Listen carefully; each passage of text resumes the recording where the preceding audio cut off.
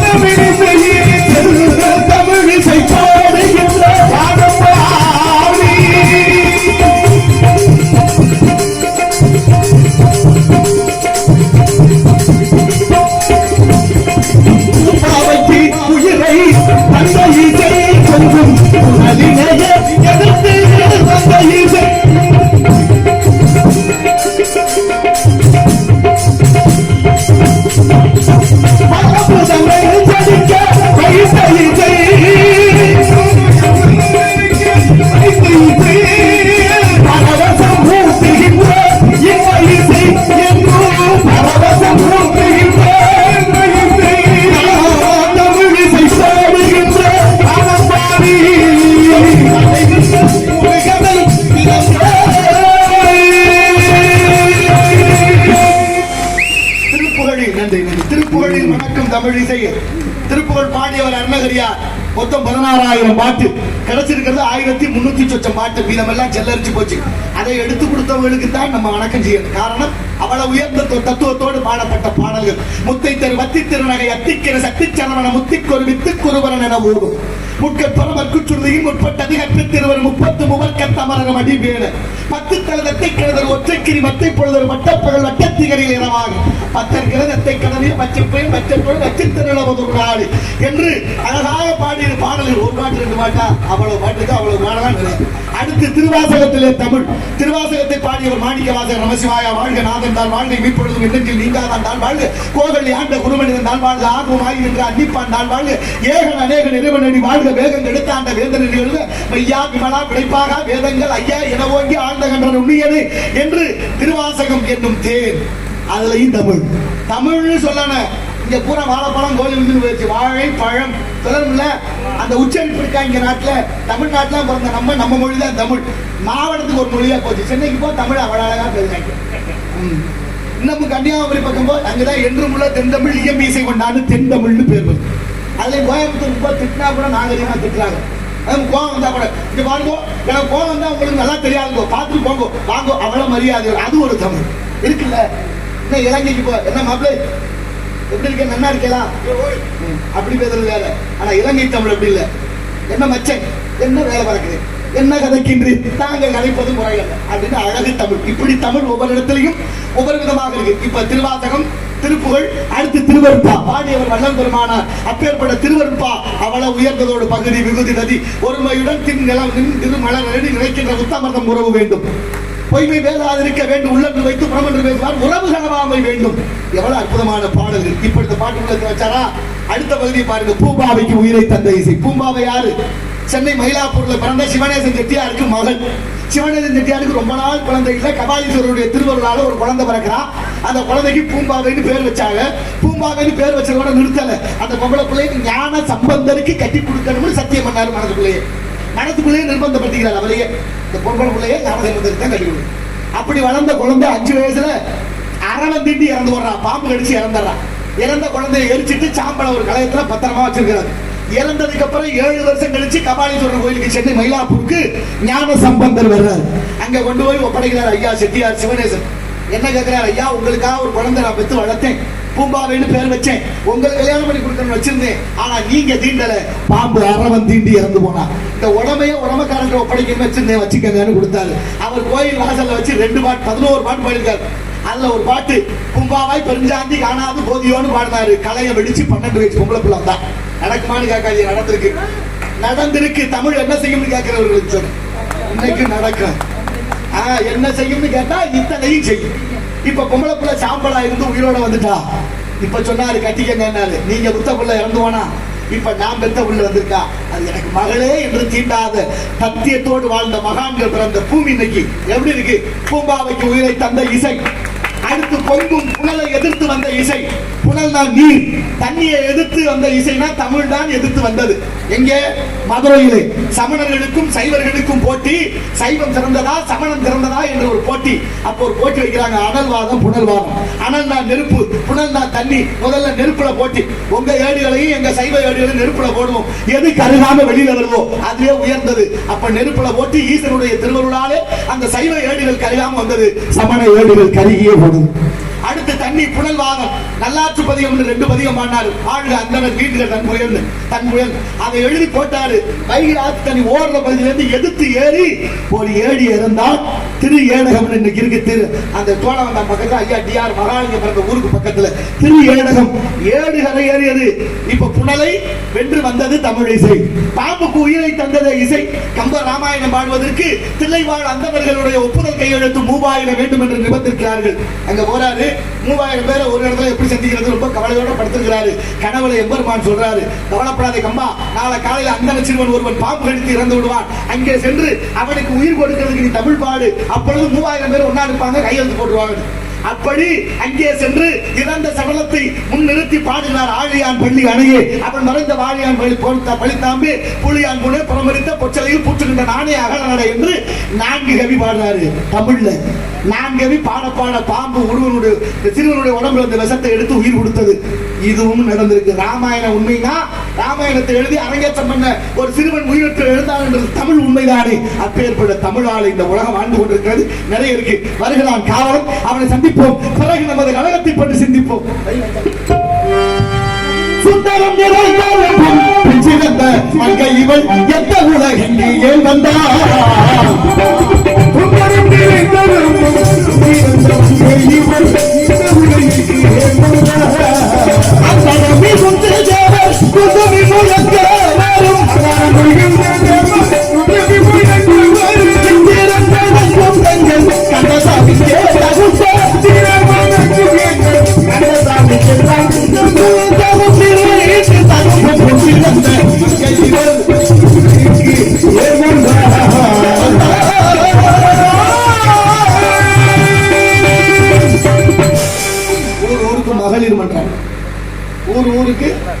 உதவி குழு. ஆத்தாவெல்லாம் எத்தனை குழு கூட இருக்குன்னு தெரியல. ஒவ்வொருத்தரும் 4-5 குழு தனக்கே எடுத்துக்கிட்டு கட்டிட்டா கூட பரவாயில்ல, இன்னொருத்தருக்கு வாங்கி கொடுக்குறோம் கொடுத்துக்கிட்டு கட்ட முடியாம தடுமாறுகிறது எத்தனை பேர். சரி, அதுதான் போட்டு ஒரு குழுவோட இருக்கிறவங்க வாங்கினதுக்கு அப்புறம் ஒருத்தர் கட்ட முடிக்க வேண்டாம், கடன் வாங்க வேண்டாம்னு முடிவு பண்ணிட்டா கொடுக்க வர்றவ சரிமா நீ வாங்காட்டி என்ன மற்ற பேருக்கு வாங்கி கொடு அப்படித்தானே சொல்லணும். அதானே பண்பாடு, அதானே நியாயம். நீ வாங்கறதா உங்க குழுவுக்கு பணம் தர முடியாதுங்கிறாங்க, நிர்பந்தப்படுத்துறார்கள். இந்த நாடே கடல்ல இருக்கு. ஏழை எளிய மக்கள் தாய்மார்களால் நிம்மதியா இருக்கணும்னு பார்த்தா அதையும் விட்டு வைக்கல. ஏன்னா பெண் முன்னேற்றம் தான் இந்த நாட்டோட முன்னேற்றம் நினைச்சு வழியக்க வீட்டுல உடனே கடனை கொடுக்குற மாதிரி கொடுத்துட்டு வசூல் பண்ற முறையில பல பேரை கொண்டுட்டாங்க. வீட்டு வாசப்பட்ட பொழுது விட்டு கூட தராங்க. நடக்குதா இல்லையா? நடக்குதுன்னு சொல்லி நான் பேச போட்டுங்க. நடக்குது. எவ்வளவு பிரச்சனை நடந்திருக்கு தெரியுமா? இந்த கடன் அவ்வளவு சொல்ல நாடே கடன்ல இருக்கு. இருக்கா இல்லையா? 150 லட்சம் கோடி இந்தியா. தமிழ்நாட்டுல ஒரு ஆளுக்கு 3,25,000 ரூபாய் கடன் ஒதுக்கியாச்சு. ஆனால் நாடே கடன்ல இருக்கு. நாட்டை ஆண்டு பூரா கோடி சொன்னா இருக்கா. எப்படி இது? பெரிய இடத்து கொள்ளாண்டு அரமனை கோயில் அம்மிகளை உடைக்க வருகிறான் காவலன். அவளை சந்திப்போம். சந்தித்தால் கழகத்திற்கு வழி கிடைக்கும் என்று எண்ணுகிறேன்.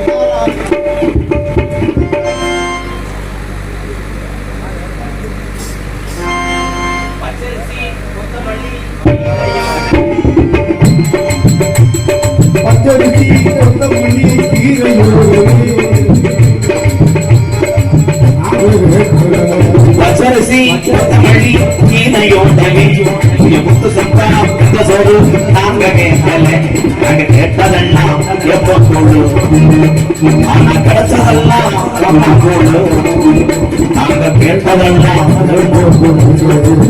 ஆனா கிடைச்சதெல்லாம்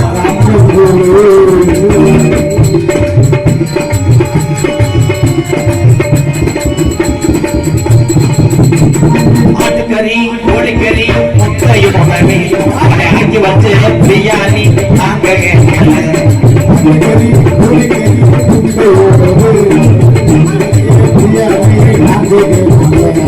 கேட்டதெல்லாம் குடிக்க கஞ்சி, நாங்க கிடைச்சதெல்லாம் குடிச்ச கஞ்சி, நாங்க கேட்டதெல்லாம் குடிக்க கஞ்சி, நாங்க கிடைச்சதெல்லாம்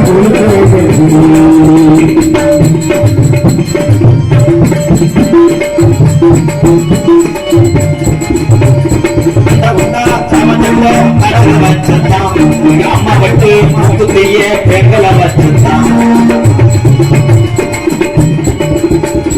அந்த உண்டா சமச்சட்டை ஆட்டி வச்சுட்டா அந்த பொருள் குட்டிக்கிட்டு படுத்து கிடக்கிற நான் இதை பார்க்க இங்கே வந்தேனா அந்த காலை கொஞ்சம் மூடி விடுனா நான் இங்கே வந்தேனா அந்த காலை கொஞ்சம் மூடி விடுனா மேற்கைய படிக்க போறோம், எருமமாடு மேய்க்க போறோம், மேற்கைய படிக்க போறோம், நாளைக்கு எருமமாடு மேய்க்க போறோம். இது பார்க்க வந்தா இருக்க கூட்டம் சுருங்குது. இது எதில் போய் முடியும்னு பார்ப்பேன். வீட்டுக்கு போன ஆளு எத்தனை பேர் பெட்ரோல் இல்லாமல் தள்ளிட்டு போறையோ. ஏன் அவர் லத்தி சார்ஜ் பண்ண முடியுமாயா? குழுக்களை முடியும் இது திறந்து விட்டு எலாமரம் இறக்கிற மாதிரி படுத்த அந்த நாடகம் வழங்க மாட்டான். நான் 250 கிலோமீட்டர் இதை பார்க்க வந்து உண்மையிலேயே நான் சந்திக்காத நாரதரே கிடையாது. நாடக உலகத்தில் வந்து 19 வருஷம் ஆச்சுன்னா முத நாடக உலகத்தில் வள்ளிக்கு தர்க்கத்தை உண்டாக்கி வள்ளிகளை பூரா வரட்டு ஒம்புழுத்தார் எங்க தாத்தா அரிச்சு ஒரு பழனியப்பன். அந்த மாதிரி நிலை ஜாமான்ல சந்திச்சேன். என்னப்பா நாடகத்துக்கு வந்தே கேதம் சொல்ல வந்து ஒரே ஆனா அதுக்கப்புறம் நாரதர் பேசி இவ்வளவு கைதட்டு வாங்கின ஒரு ஆள்னா கவிராஜ் வச்சாங்க. ஆனா அவரு பேசின கருத்துக்கு நீங்க கைதட்டுறீங்க. நான் பேசினேன் குடிக்காதிய உடம்பு இதாயிரம் குடல் வந்துடும். அதை ஒரு 10 இலவட்டு பயிலுக பாரில் பீரு சரக்க கலந்தடிச்சிட்டு என் வீடியோ போட்டுக்கிட்டே சிரிச்சுக்கிட்டே எனக்கு வீடியோ போட்டு விடுறேன். அண்ணன் எம்கேஆர் அண்ணன் வீடியோ பார்த்தா சேர்த்து 4 ounce இறங்குது. என்னடா இன்னொருத்தன் ஆமாடா பீரு இழுக்குதுடான்னு. ஏன் பொழப்பு மைத்த புடுங்க மாதிரி இருக்கு. நீ ஏன் இப்படி திருற? நாடத்துக்கு வர்ற ஒரு 100 ரூபா கொடுக்க மாட்டேற. அப்போ குத்திக்கிட்டு போய் எங்கேயாவது முளைச்சுக்க போ. படங்கிறேன் சாஞ்சிட்டாங்கடா. நான் கத்தி காத்த கோட்டை இருந்து கிடக்கடா புதுமன்றம். சாமியார் கதா அந்த பொம்பளையாளுங்க சாணியோட போலையத்தா சாணி ஒழிக்க போலையாத்தான் படுத்து கிடக்க கொஞ்சம் லேசா பெறலுங்க தாய். ஒரே பக்கம் பார்த்தீங்கன்னா சேலையில கரையாம வச்சிடும். சேச்சி இருக்காப்பு மணிக்கு எவ்வளோ வாங்குறாங்க? 1200. இந்த பூரா டோசல் பண்ணி இங்க கொண்டு வரணுமே. வலிச்சு பெரிய பக்கெட்ல பரட்டு. கானகத்தில் பாட்டு பாடும் சாமியார் தூங்குறாரு போறான். அதே பாட்டு சாமி ஆர்மி அளவுக்கு மேலே தவமை இருந்தால் அவனும் திருடணும். அளவுக்கு மேலே தவமை இருந்தால் அவனும் திருடணும். அளவுக்கு மேலே செலவுக செய்தால் அவன் திருடணும். அளவுக்கு மேலே பொருளை எடுத்து அருமையை தந்தால் தருவா. கூட்டுக்கு மேலே கூட்டை போட்டு கூட்டி வைத்தால் அது கருவா.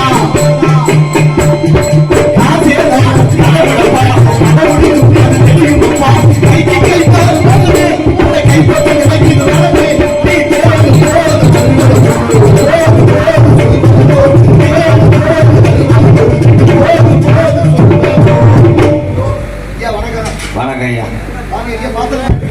ஆமா சுண்ணாம்பு காலவாசி வேளாது. அதுக்குள்ள இருந்து ஒருத்தர் உயிர் பெற்று எழுந்து வந்தார் தெரியுமா? சுண்ணாம்பு சுத்தரா? ஏன் அப்படித்தானே பூலோகத்துல பேர் வைக்கிறாங்க. அப்படி வைக்க கூடாது. விபூதி அடிச்சா விபூதி சிட்டு, மசுறு வச்சிருந்தா மசுறு சித்தருங்க. அவர் யார்? இந்த நாட்டுல சாமியார்னா எப்படி இருக்கணும்? எப்படி இருக்கணும்? எதுவுமே இல்லாதவன் சாமியாரா இருக்க. ஓ இதை பத்தி ஆசைப்படாதவன் சாமியார். சரி. இன்னைக்கு எல்லாம் வச்சிருக்கவன் தான் சாமியார். தனியா நாடு வாங்குறேன், ஊர் வாங்குறேன், அவனுக்கு அரசாங்கம் பாதுகாப்பா இருக்கு. என்ன போய் சொல்ல? கலையரசி. கோடி கோடியா பணம் வச்சிருக்கேன், எடுத்து அந்த உலக நாட்டுக்கு கடன் கொடுக்கலாம். தெரியுமா இல்லையா? ஆமா. நான் சொல்றவர் யார் தெரியுமா? யாரு? ஆசில் வீணையும் மாலை மதியமும் வீசு தண்டது நீங்கள வேணிலும் மூசு வண்டதை பொய்கையும் போன்றதை ஈசன் என்ற இறையடி நிழலேன்னு பாடினாரு அப்பர் பெருமான் மாணிக்க வாசகர். அப்பர் சுந்தரம் அதுல திருநாவுக்கரசர் சுண்ணாம்பு காலவாய்கள் வச்சிருந்தாங்க. அவர் பாடிய தமிழ் அவர் உயிர் போகாம இருந்துச்சு. கலையரசன் தெரியுமா? அகோரி. ஆமா தெரியும் தெரியும். சித்தி மயங்க தெரியும். இப்பதான் நீங்க எல்லாம் விடாதி ஆள அவருக்கு சித்தி மையம். ஆமா உங்க வேட்பாளர் இரண்டாம் தரத்து மையம். நாடகம் மாதிரியா டீ கடையா? சில வேலை போனா அப்படி கேட்டுட்டாலே கொடுத்தது மேல் வர்ற பண்ண.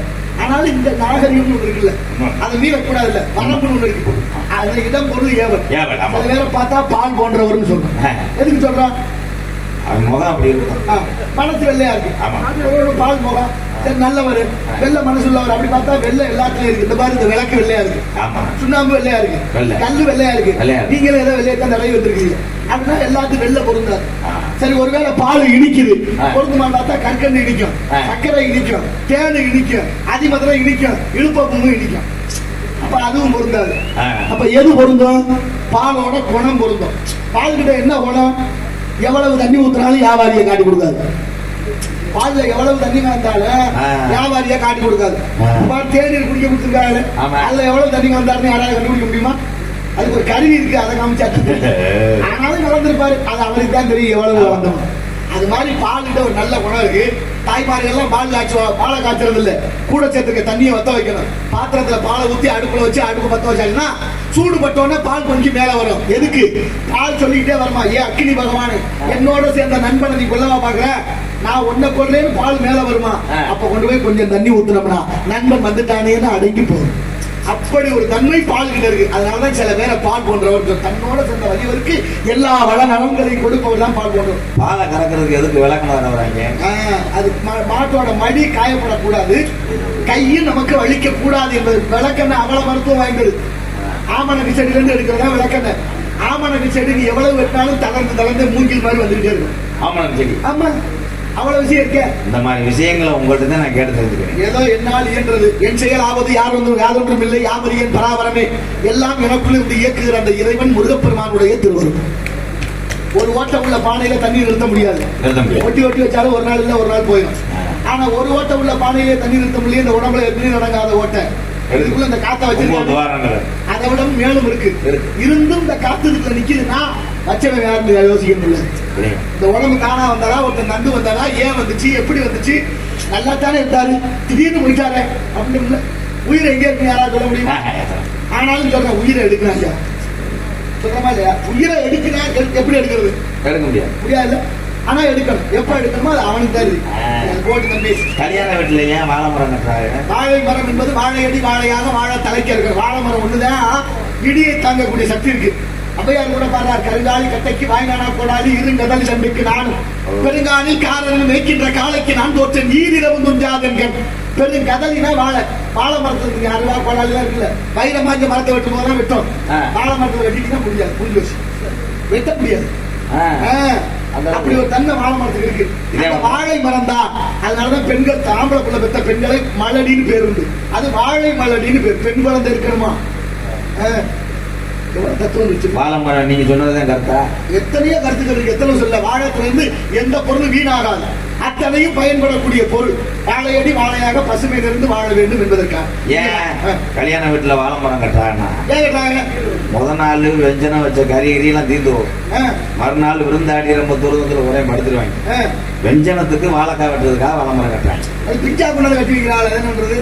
அதை இதை தண்டை எடுத்தது ஒண்ணு, இதெல்லாம் எடுத்து பேச. அப்ப நீங்க நீங்க யாருன்னு எனக்கு தெரியலையா? வேலூர்ல இருந்து வர்றீயா? மேலூரா? ஆமா. பரவாயில்ல, மேலூர்.